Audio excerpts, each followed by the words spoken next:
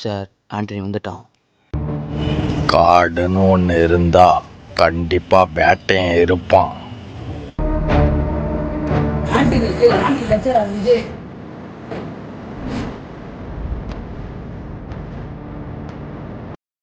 ஆண்டனி இன்னும் மிருகத்தை வேட்டையாட போல, ஒட்டு மொத்தம் காட்டையே வேட்டையாட போகிறான். ஆண்டனி இதெல்லாம் தேடிட்டு இருக்கா, அவன் எங்கே இருக்கான்னு எனக்கு மட்டும்தான் தெரியும்.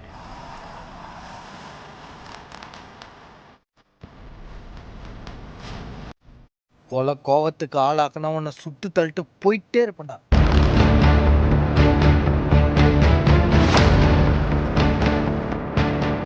அன்பு அன்புனா அமைதியாக இருக்கணும், இல்லைன்னா அடித்து தூக்கி வாரி போட்டுட்டு போயிட்டே இருப்பான்.